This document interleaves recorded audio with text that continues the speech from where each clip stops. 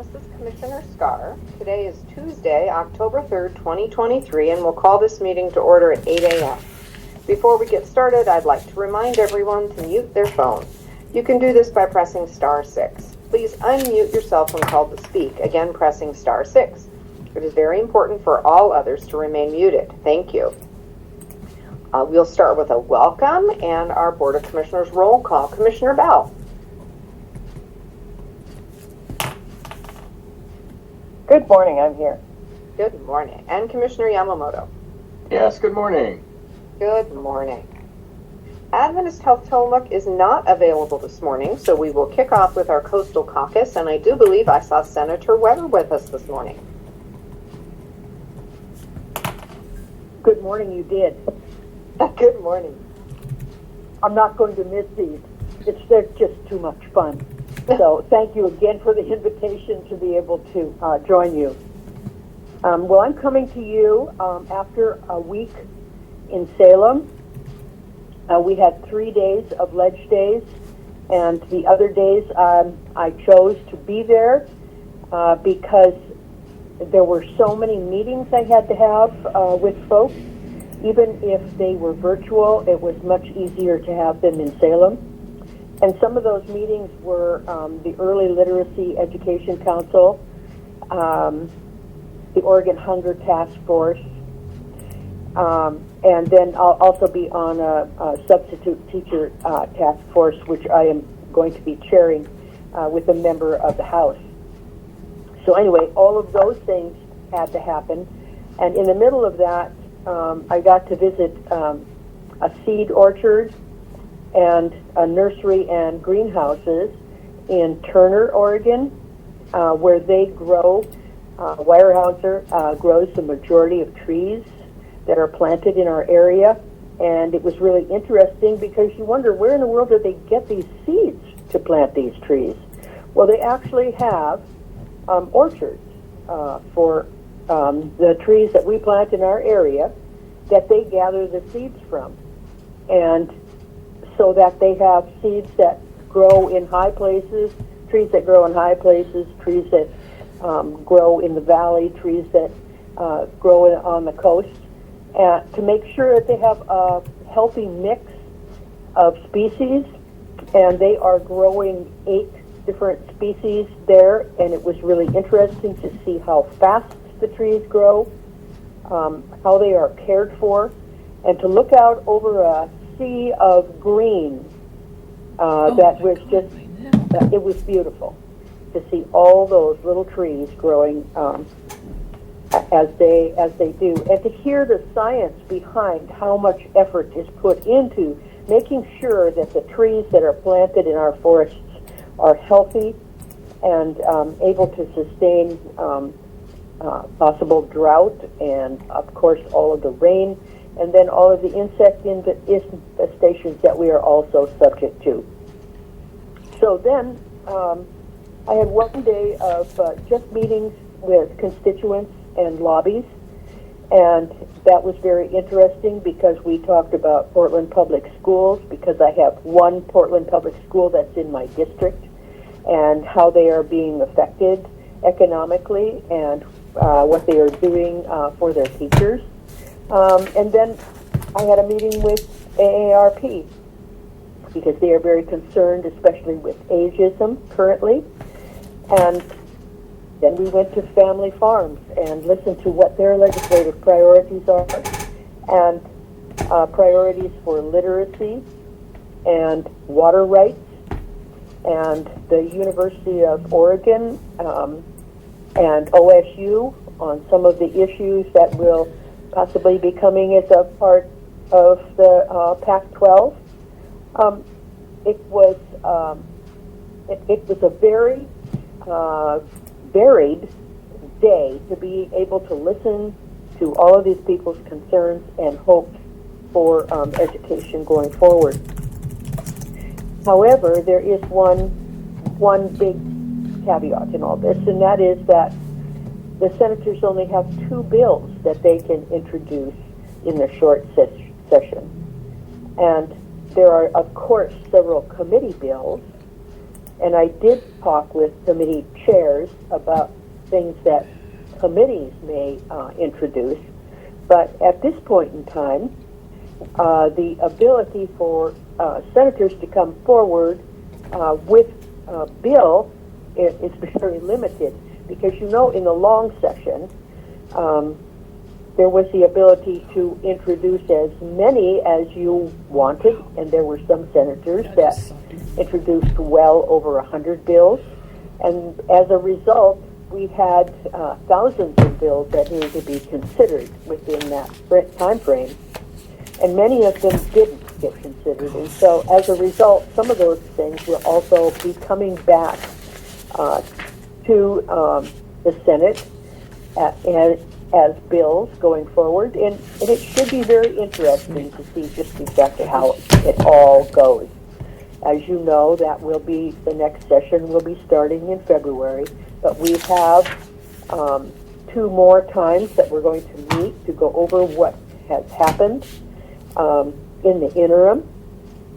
And then, of course, we're looking at what we can do possibly for Highway 6 and how the financial part of that can be addressed. Hopefully there will be able to be some money that will be allotted to it, but at this point in time, I'm not sure. I'll be meeting with ODOT again this week, and of course the Coastal Caucus will be meeting this week, and then on Friday I'm going to get to go to OMIC because they'll be starting the new classes over there in Scappoose, Oregon Manufacturing and Innovative Center. And if you don't know anything about that, you should check into what a beautiful facility that is and what they are doing for education for our kids. I'm also going to be going to Rainier because they're having a Columbia County dinner where they get together 3 times a year and discuss issues pertinent to both cities and the county. I was able to on Saturday go to a funeral, and this was a unique funeral. It was held at the Scappoose Airport in one of the brand new hangars for a lady who has been a mover and a shaker in Columbia County for a long time. She's got the nickname Double D. Her name was Diane Dillard, and she worked for all of her years. She worked for no, I can't think of it. But anyway, once she retired, she kept on working, and she worked for the good of the community, and she really needs to be appreciated for that. But, when you go into a room and you see that there are over 400 chairs set up, and most of them are filled, you know that she had a real impact on the lives of the people in Columbia County. Today is the chamber meeting down in South County, and it's an opportunity for the people in South County and guests to be able to get into the Cloverdale High School and see their wonderful facility and what they're doing especially in the area of education. And I think that if you have any time today and you want to see what's happening in your schools, you should take advantage of that. And I'll be down there. And I'm sure that Doug Olson is going to give you a full report on that.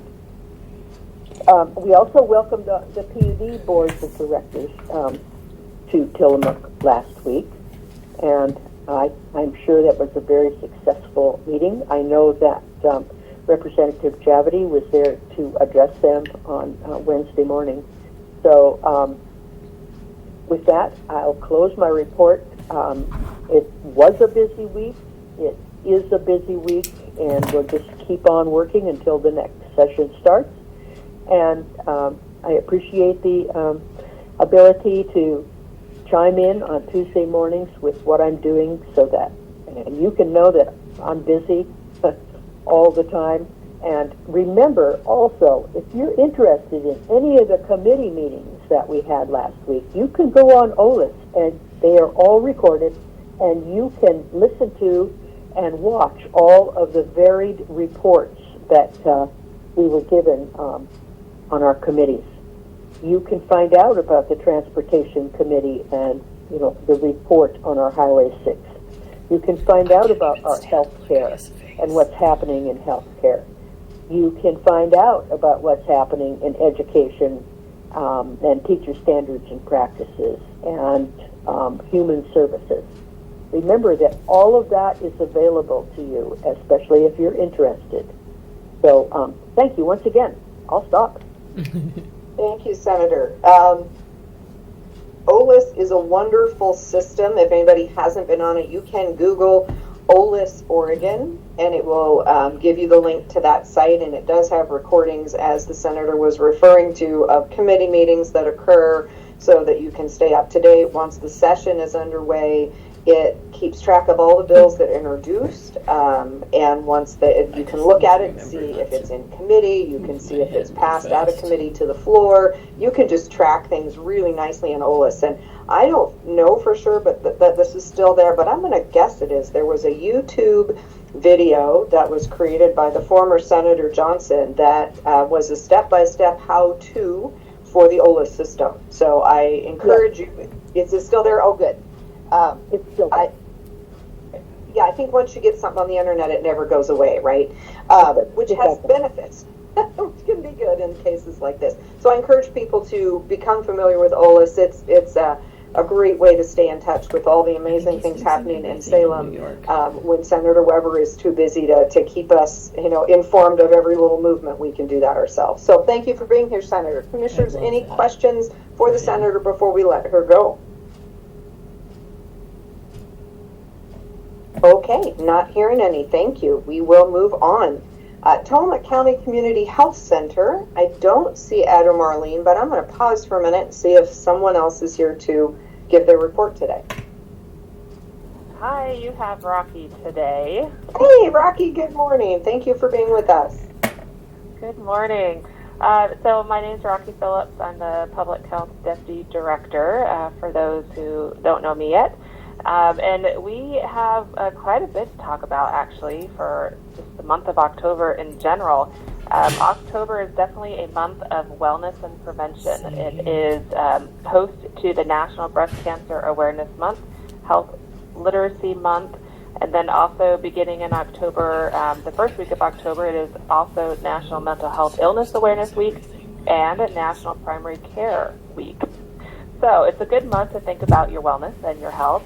And we encourage everybody to take the time to schedule with your primary care provider, especially if it's been over a year since the last time you've been seen for an annual exam. Primary care providers partner with you to identify your health goals. They share the responsibility for your physical and mental health and well-being, and everyday aspects of your history and lifestyle contribute to your overall health. And as a thank you for prioritizing your health, and your personal well-being, we continue to offer gift cards for those who haven't had an annual wellness exam in the past 12 months. So it's a really great time to get in and see your provider and just make sure you're doing okay. In addition to all of the awareness that we have going on this month, we also are in full swing for planning of our walk-in flu and COVID vaccine clinics that are starting Monday, October 16th. We are sharing out that information in various locations. We'll have all the dates available on our website, social media, and other areas. We'll have it in the newspaper for reference. So, but our first clinic is Monday, October 16th at the Tillamook County Fairgrounds from 9 a.m. to 4 p.m. We'll be out there again on Tuesday the 17th. Wednesday, we'll be heading out to Rockaway, and we'll be out St. Mary's by the Sea from 9 a.m. to 11:30 a.m. at their senior mill site. And then Thursday, we'll be heading out to, Thursday 10/19, we'll be heading out to Nestucca, the K-8 school, from 3:30 to 6:30. So that'll round out our first week of vaccine clinics, and we'll have vaccine clinics for those last 3 weeks in October. Any questions for me? Thank you, Rocky. Appreciate that. Commissioners, any questions for Rocky? Okay, not hearing any. I hope everyone will keep their eye out for those vaccine clinics. Let's stay healthy this winter. All right, thank you so much. Thank you. Hey, we do not have Nehalem Bay Health Center and Pharmacy with us today, so I'll move on to Tillamook Family Counseling Center. Frank Hanna Williams, Director. Frank. Good morning, Commissioners. Frank Hanna Williams, Director, Tillamook Family Counseling Center. And you can reach us at 503-842-8201 for information regarding appointments, and also 1-800-962-2851. Just want to add on to information that Rocky shared. I think this is this beginning of the month here is a time I also want to acknowledge that the people who are providing the services in the community also need to it's an opportunity to take a look at their own health care, and so making some recommendations for people in our staff meeting this week will be something that we will be doing. So this is a good time to be paying attention to that, both for providers and for persons who are in the community. So if you, again, if you have any questions about any of our services or questions regarding appointments, please call 503-842-8201 or 1-800-962-2851. And I'll take any questions if you have any. Thank you, Frank. Any questions for Frank this morning? Okay, not hearing any. We will move on. Thank you, Frank. Next up is the Sheriff's Office. Sheriff Brown, are you with us this morning? I think I saw you. Good morning. I am here. Good morning. Good morning. Couple things to share. If you notice, or if you have interactions with our deputies this month, you may notice that some of them are wearing a pink undershirt or a purple undershirt. That is in recognition of Breast Cancer Awareness Month or Cancer Awareness and Domestic Violence Month. That's a part of an authorized uniform adjustment that we authorize here so that our deputies can show their support for those two items. So hopefully you won't have to see us in a bad light, but if you do, maybe you'll get to see us wearing those undershirts. So I also want to remind everybody that we have a hiring event at the fairgrounds on October 20th. That's a Friday with follow-up interviews planned for Monday the 23rd. Our jobs just got posted, I believe, here within the last day or two, so potential candidates can begin the process of filling out applications. They are available on the county's website. The last thing I want to talk about is just kind of giving stats for the month of September. There's a couple that I do want to bring up that are interesting. So the total number of calls for the month of September this year was 1,481 calls for service that our deputies handled. We took, with that, the calls that we took were 10 were for assaults, reported assaults. We had 23 for burglary and theft, so property crime related calls, 23 of those. We had 31 disturbances that we responded to. We had 29 motor vehicle accidents or recreational accidents that we responded to. And we conducted 168 traffic stops in the month of December. Some pretty good numbers that I'm pretty satisfied with. A couple that I would like to note, our motor vehicle accidents and recreational accidents number is down quite a bit from 2022 in the same month of September. That's great. We've been working very hard to try to get those numbers down with presence and signage and messaging. So that is really good to see that number is down. Our burglaries and theft calls are also down. So hopefully that's a trend of getting away from the property crimes and homeowners being victims. It's another thing that we've been trying to work on with presence and really holding those accountable that commit those crimes. So those numbers are down.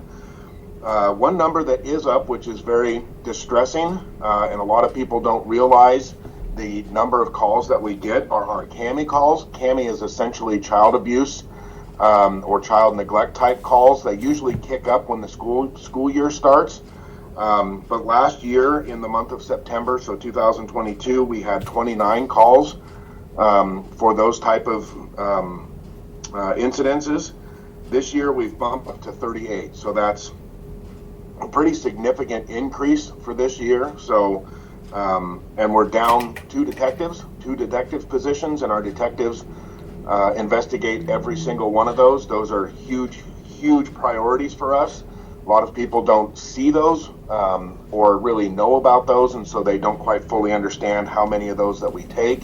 Those are, like I said, a huge priority for us, and we investigate those to the fullest extent. We usually partner with DHS on a lot of those cases, so unfortunately those numbers are up. Then those are the stats that I have for you, just kind of a snapshot for the month of September and a few of the call types. And that's all I have for you guys, and I can take questions if you have them. Thank you, Sheriff. Are there any questions for the Sheriff this morning? All right, not hearing any. Thank you very much, and we'll move on. The next on my list is emergency management, and I'm not seeing Randy Thorpe show up on my list. Randy, are you tricking me with a different number?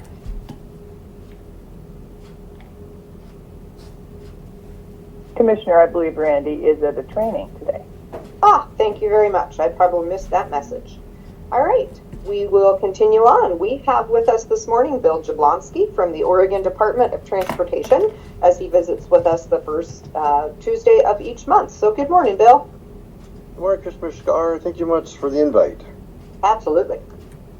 Not a lot of update from last month with the project updates that I submitted. You know, those things do take some time. Just to reiterate, we do have 5 existing projects under design for along Oregon 6, as well as 2 projects in 101, one at Nadonna Creek, just north of Rockaway, and then the urban upgrades for the city of Garibaldi. And these are tens of millions of dollars for improvements for within Tillamook County or through the 24-25 construction season. So we're looking forward to pulling that off and getting those under construction.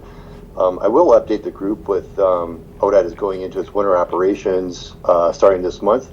We have our annual winter ops meeting in Astoria on the 10th of October. Invitations have already gone out to local agencies, law enforcement, and first responders. That's the location there where they can find out the expected level of service for the wintertime, as well as the prediction of what the weather might be like with the National Weather Service there with their crystal ball, letting us know what snow and rain or warm sunny days we expect over the winter months. Looking forward to that. I did hear Senator Weber's discussion about looking for funding for and opportunities for Oregon 6. We at ODOT are also going to be partnering with the legislature on that. The federal government now, over the last couple of years, has some federal grant opportunities, which is new to ODOT. We typically haven't had to have these opportunities for federal leveraging for funds through a grant. We're getting up to speed in-house on how we are successful at grant writing, or looking at opportunities to hire firms on our behalf to have successful track records for acquiring funds. So we're looking for ways to be able to bring in those big ticket dollar amounts for construction through the federal grant opportunities that we have. But that's all I have for this month, and I'll take any questions. Thank you, Bill. Appreciate that. Questions, anyone?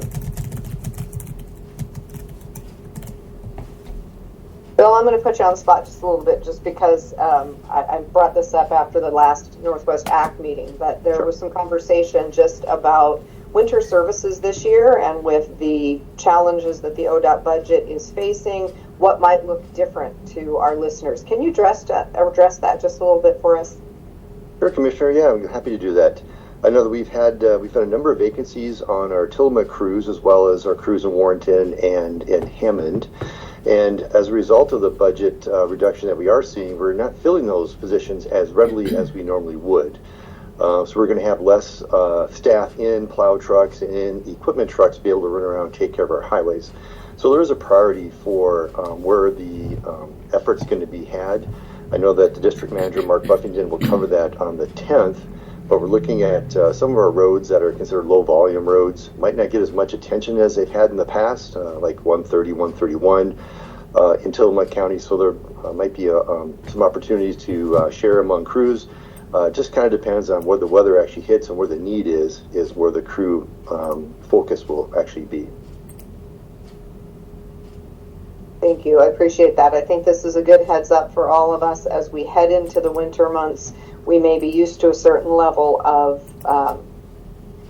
service on our roadways that get us to our places of employment and our kids to school, etc. And we may just see things being a little bit more challenging this winter. So I appreciate the heads up coming from you so that we're not caught off guard, Bill. But I just want to make sure everybody is also aware out in our community that with the staffing and the funding, ODOT will be doing the very best they can, running as fast as they can, but that may just look a little different this year. Thanks, Commissioner. Thank you. Appreciate it. Okay, moving on, the Board of Commissioners. Commissioner Bell. Good morning, everyone. Well, I will start off with a brief emergency management update because Randy Thorpe is at a state training today, this week, in fact. We are planning for the Great American Shakeout, which is October 19th at 10:19 a.m. So they make it that way so you can remember it. It's 10:19 at 10:19. And the Great American Shakeout is a national observance of earthquake preparedness. So all over the country, people will be observing the Great American Shakeout at 10:19. You act as if the earth were shaking and have an earthquake drill. What would you do if the earth was shaking? Here in Tillamook County, it is particularly meaningful because 80 miles off the coast, we have the Cascadia subduction zone. And most people who are listening are probably aware of the Cascadia subduction zone, but it's never a bad idea to talk about it and remind people that we have a seismic zone off of our coast that threatens us with potentially massive earthquake. And when I was a kid, I'm a native Oregonian. When we were growing up in school, we were taught that Oregon was an earthquake-free zone. Practically, we didn't have any fault lines like they do in California. And in fact, it's accurate that we don't have any natural land fault lines like the San Andreas Fault, etc. But what wasn't known then, so it's relatively new science, they didn't know about the Cascadia subduction zone 50 years ago. And they didn't know the geologic record. So it turns out that the Cascadia subduction zone breaks and causes a massive earthquake that can go anywhere from Northern California to southern BC, southern Canada, every 300 years to 1,500 years. And it's happened regularly in the geologic record, as far back as they can go, at least 10,000 years. They know that this happens regularly, and the reason it happens regularly is because of the pressure from the ocean plate. The oceanic plate slips beneath the North American land plate, the tectonic plate, and that's why it's called the subduction zone. The oceanic plate subducts the land plate, and there's pressure there. So the oceanic plate is pressing toward the land, and that pressure builds up over hundreds and thousands of years. It builds and builds and builds, and eventually it breaks. And then you have the earthquake, and then you have the subsequent tsunami. So they know now that the last time that happened here was the year 1700, which is fascinating because there was no written record here on the West Coast in 1700. Natives lived here, of course, and we didn't have access to their records other than their historical spoken records, and there are some very interesting stories about that. But we didn't have written records. But it turns out, I won't talk about this for half an hour, although I could, but it turns out that the scientists discovered that the exact time of that massive earthquake, because the tsunami that happened as a result of that earthquake was so big that it traveled all the way across the Pacific Ocean and wiped out some Japanese villages where they did have written records. So they recorded an orphan tsunami, meaning that they didn't have the earthquake, they just had the tsunami. So then there have been a number of other things, you know, it's sort of a science detective story where they were able to put together, they know exactly when it happened, even the time of day, 9 p.m. So it's been 300 years, 323 years. It was 1700. And so we're in the red zone now of when it can happen. So it's imperative that we be aware of our tsunami evacuation routes because so much of Tillamook County is in the tsunami zone. So I highly encourage people to get online, go to the Tillamook County website, to the emergency management landing page, and take a look at what we posted about the Great American Shakeout event. And what we're encouraging communities to do is observe the shakeout event as if an earthquake were happening at 1019. And if you're in a tsunami zone, evacuate. Practice your evacuation, because the people, when that happens, the people who will survive are people who know where to go and what to do. And that was evidenced in the 2011 Tohoku earthquake and tsunami in Japan that was so devastating. Most of us remember that. What we found out, what we heard from people who survived is that they had practiced their tsunami evacuation routes. They knew exactly where to go and what to do, and they were organized, and they got out of the way of the waves before they arrived. So this 1019, we're encouraging our community to observe the Great American Shakeout and evacuate if you're in a tsunami evacuation zone. And if you don't know where your tsunami evacuation zone is, you can find out. You can visit our website to the emergency management page where we have links to each community preparedness group has their own organization and they'll be working on this project. So if you're in Manzanita or in South County or in Nadana, etc., the links to those community emergency preparedness groups are posted there on our website, and you'll be able to see what they have planned for this event. So you can gather with your neighbors, you can evacuate with your neighbors, you can call Randy Thorpe, you can email me if you have questions. We hope everybody will participate and that this will become a regular event, because for us to be safe and prepared, we really need to be practicing regularly in every season, different times of day, etc. We need to know that our evacuation routes aren't totally overgrown with blackberries and impenetrable. You know, we just need to be ready. And hopefully it doesn't happen in our lifetimes, but it could. Mm-hmm. So we want to be ready. We want our kids to be ready. We want our grandchildren to be ready. So that's this month, 1019 at 1019. And a couple other things I will mention quickly is yesterday I was in an all-day board retreat for Tillamook Bay Community College. I'm on that board, and we have a board retreat that's all day long where we study things in depth and we just dive in deep into topics that you know, you just don't have that much time to really spend on a monthly basis, so we do it annually. So we had a couple of the things that were exciting yesterday about our board retreat. Is we had a presentation from one of the staff person who does, Sherry Cook, who's in charge of the career and technical education, and she gave a really dynamic presentation to the board about the career and technical education program and how that's growing and how exciting it is, including the Tillamook Education Consortium was recently awarded a $1 million grant. Kudos to them, congratulations. And that's a consortium, a group made up of the public schools, the 3 public school districts, and CBCC. And the $1 million grant was toward career and technical education. So it's very exciting. And we talked about our plans for new career and technical education site for the school, and that includes things like welding and machining and hopefully construction. We have a plan for educating people to work in the trade. So So we just need it. We just need the place to do it now. So we have a partner, we have a plan, we need the place. So that's very exciting.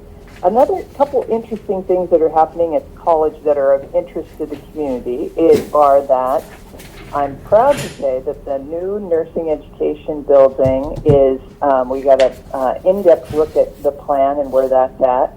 It's on budget. I'm super proud of that. And very close to on time. We're about 6 months behind the construction timeline, 6 weeks rather, not months, 6 weeks behind the construction timeline because of the difficulty of getting people to do stuff like the geologic report that had to happen for the land. And so it's, you know, as we're all aware, everyone is short-staffed from entry-level to executive-level positions throughout the state, maybe throughout the country. So it shows up in different places, like getting the report that they needed to proceed with the design of the building. So anyway, we're only 6 weeks behind, and we're on budget. I'm very proud of that. And the nursing program, the applications for the nursing program are just about to close. It might have closed yesterday or today, and I think they had 16 applications, and they can accept, I think, 14 new students. The number of applications they got were very close to the number of students they can accept, so that's exciting. So we'll have a full cohort of nurses for the new nursing program. So all of that is moving ahead beautifully. And I know lots of people in the community are interested in that.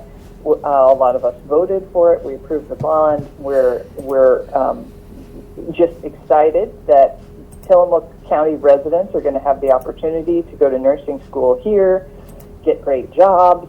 It's going to relieve the burden on the hospital and the health department and the clinics for having to get traveling nurses that are very expensive. You know, we really have the opportunity here to grow our own nurses and solve a lot of problems, including have people live here and work professional jobs and be able to raise their kids here. So that's super exciting. And I think the last thing I want to mention is that this weekend we are looking forward to Congresswoman Bonamici's town hall. Everybody is invited at Tillamook Bay Community College, October 7th, that's a Saturday, at 3 p.m. Come and meet your Congresswoman and ask questions if you have them. And I'll stop there. Thank you. Thank you, Commissioner. Okay, moving on to Commissioner Yamamoto. Yes, good morning. Thank you, Commissioner. So things are staying busy on my end, as I announced when I made my announcement that I was going to take early retirement. There are some projects I am diligently working on until my very last day, trying to make some progress. And we have made quite a bit of progress on some of the big issues I've been working on. One of them, of course, is the No Fisheries FEMA BIOP. And I will say that the state is starting to pay attention to this BIOP finally. I think they finally understand that it's going to affect 31 out of the 36 Oregon counties, some of them gravely, such as Tillamook County, Coos County, even Clatsop County, and many others. So Dr. Bateman, who is the director of the Department of Land Conservation and Development, has put together a series of meetings, and we just had our second meeting last week, where she's inviting all of the departments that make up the state of Oregon that have an interest in land use issues, and flooding issues, and emergency management issues, things of that nature. And so the directors are on this call. Sarah Absher and our attorney, Molly Lawrence, and myself, we're on the calls also, as are the League of Oregon Cities and AOC and many others that have concerns about the No Fisheries FEMA BIOP that is now in the final stages of the EIS NEPA process, which is going to take roughly 18 months to 2 years. And the reaction, I'm very pleasantly surprised. The reaction we're getting from many of the department heads across the state of Oregon is that they're also very concerned about what's going on with the No Fisheries FEMA BIOP and why the state hasn't been involved earlier than this. Because I've been involved with this almost 8 years, actually over 8 years, So it's good to see that department heads, Department of Land Conservation Development, even OJD, Oregon Justice Department, is involved, and they're watching this very carefully. So we've got some new allies in this fight, and we're just going to have to see where this goes. But I'm glad that the state of Oregon is finally engaging in this federal issue that is going to create huge problems in the state of Oregon. So I think that's a good thing. You've also heard me talk, of course, ad nauseum about the Department of Forestry and the Habitat Conservation Plan that's going to affect the Trust counties just so seriously when it comes to the economic aspects, not only the counties, but the special district within our counties. The three worst counties affected are going to be right here in Northwest Oregon. Tillamook County, of course, Clatsop County, and even Washington County. They're going to be hit. We're all going to be hit very hard. So the governor has finally decided she needs to step in and try to resolve this huge financial hit that the trust counties are going to take if and when, although it's not very much of an if anymore, when this Habitat Conservation Plan goes into effect. And the three Northwest Trust counties, we're talking tens and tens of millions of dollars on an annual basis that could be taken away because of the HCP, and that's going to affect our budgets in a big way. So the governor's office has taken note. The governor's senior natural resource advisor, Jeff Huntington, is part of this group, along with former Coos County Commissioner and Palmer Mason of Department of Land Conservation Development.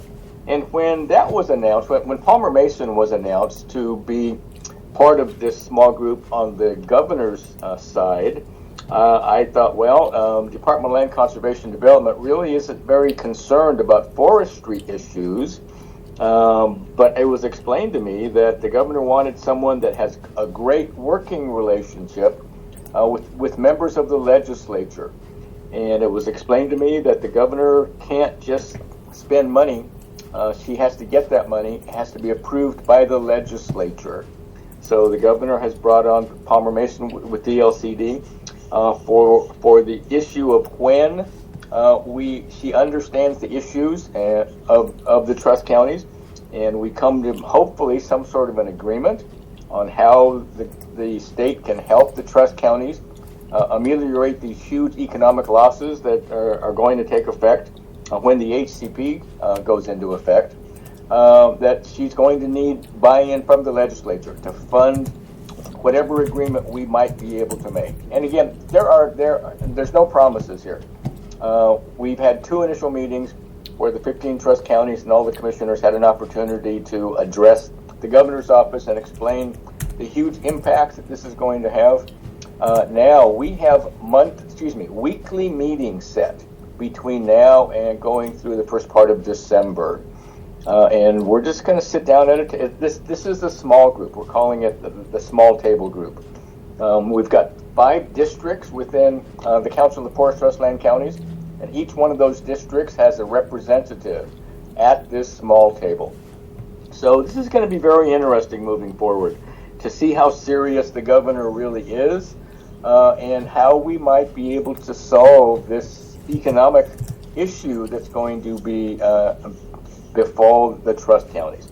So we're still working on all these things, plus more, working with BOEM, the Bureau of Ocean Energy Management, on offshore wind, and just, I'm staying busy. I'm trying to stay busy. That's how I like to be. So anyway, Commissioner, I'll turn it back to you. Thank you. Thank you, Commissioner Yamamoto. Okay, I will jump in and give everybody an update on our process for the replacement of Commissioner Yamamoto, given his early retirement. A press release went out last week, I believe it was on Wednesday, which detailed our process. So we have chosen 6 finalists out of the group of individuals who applied for his position. We have released those 6 names, and I will go ahead and share them here. Paul Fournier, Ken Henson, Jerry Keene, Paul Levesque, Doug Olson and Matt Williams. Those 6 candidates will move on in a further process, which will be a transparent process open to the public. We have a candidate forum that will occur on Thursday, October 12th from 5 to 8 p.m. at the PRI building, which is the building across from the college where the 4-H Extension and OSU are. And that will be, again, from 5 to 8 at the PRI building on October 12th. The American Association of University Women will moderate the forum, as they customarily do during candidate elections. The second opportunity for the public to view the process will be the candidate panel interview with the Board of Commissioners, which will occur on Monday, October 16th from 5 to 8 at the Tillamook Bay Community College, rooms 214, 215. So while this selection will be made by Commissioner Bell and myself as per the ORS. We are creating a process that has public visibility. We think that you deserve that. We as the Board of Commissioners work hard to make sure that the public does have visibility into the work that we do, and this is no different. So while there will not be a special election per the ORS, which requires us to appoint someone, we do have these opportunities available. So there's a heads up for that piece. Couple things for me. Last week I spent a fair amount of time on the Salmonberry Trail. I sit on the Salmonberry Trail Intergovernmental Agency, which met last Wednesday. This is the group with the Department of Forestry, Department of Parks at the state level, Tillamook County, Washington County, and the Port of Tillamook Bay are the 5 voting members on STIA. We are the group that was formed to hold the lease on the rail bed, which is still owned by Port of Tillamook Bay. We are looking at how we move forward with that trail and getting it built, and STIA, in the interest of that, worked to create the Salmonberry Trail Foundation a couple of years ago, and I also sit on the board of the Salmonberry Trail Foundation. That foundation held our annual retreat on Friday to take a look at what the next steps are for us. And as a newly formed foundation, 2 years is not very long, we have a lot of work that we are doing to build the organization. We are also working on building trail at the same time. So it's a very dynamic and organization and process with lots of moving parts. There are currently about 7.2 miles on the east side of the trail coming out of banks that have been cleared, and we're working toward getting the rail salvaged off of that section with the hope that in the coming, well, we'll say 1 to 2 years, all of the permitting and processing that's needed to turn that into an actual trail will be able to be completed, and we will be able to have a section open on the east side. Simultaneously, in partnership with the City of Rockaway Beach, there is a section here on the west side that is under development. So there is a planning grant that was awarded through the ODOT Community Paths that is currently allowing for planning in Rockaway Beach, and I know the mayor has mentioned that, but we did take some time talking about that at both the STIA meeting and the Salmonberry Trail Foundation meeting. So if you're interested in knowing more, please don't hesitate to reach out to me. We are excited about this project. It is definitely a long-term project, but we look forward to getting as much done as quickly as we can so that we can get people out there walking on the trail.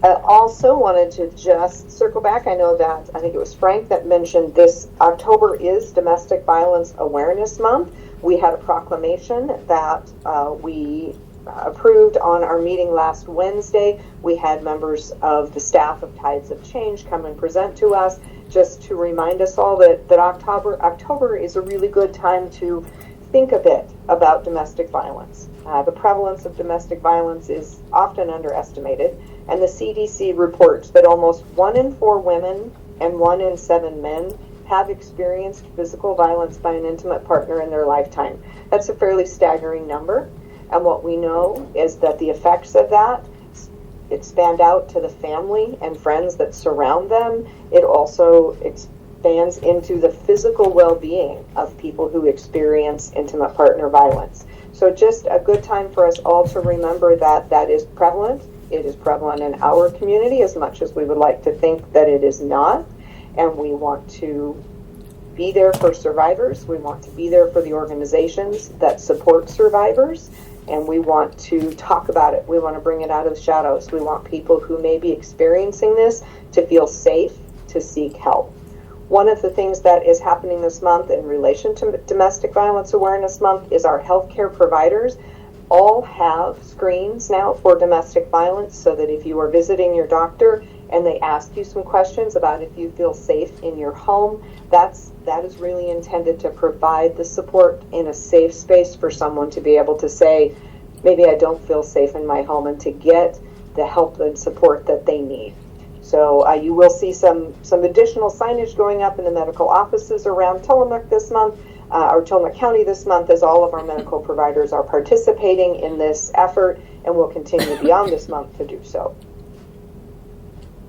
Okay, looking through my list. So this Thursday we have the Housing Commission. I invite folks to join us for that meeting if they would like to. You can do so online or in person. You can go to the Community Development webpage to get the link if you want to attend remotely, or you can join us at the Port of Tillamook Bay in the boardroom. We have visitors this month coming from Oregon Housing and Community Services and from Business Oregon that will be talking about funding that has been approved at the state level for support and incentivization of housing development. So we all look forward to learning some more and making sure that we are utilizing all of the resources that are available to us here in Tillamook County. All right, with that, I will stop and move on to our cities. And I believe we may have Linda Kozlowski with us from Manzanita this morning. Linda, are you here?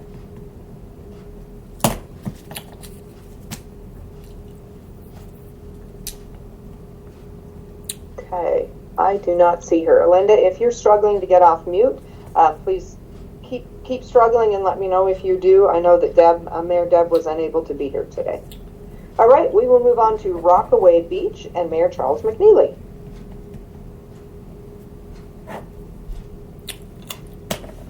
Good morning, Commissioners in Tillamook County. Charles McNeely, Mayor of Rockaway Beach.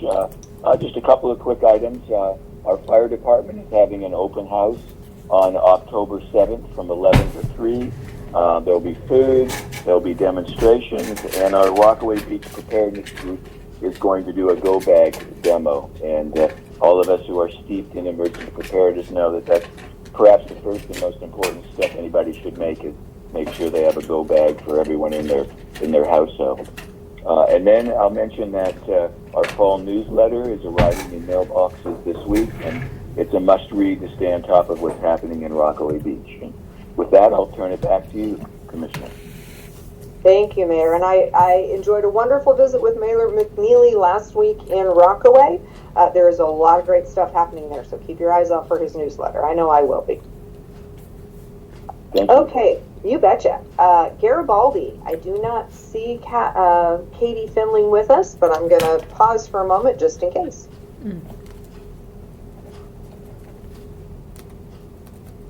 Okay, not hearing anything from Garibaldi. We will move on to Bay City, where I absolutely see the interim mayor, Kathleen, with us. So good morning, Kathleen. Good morning, thank you.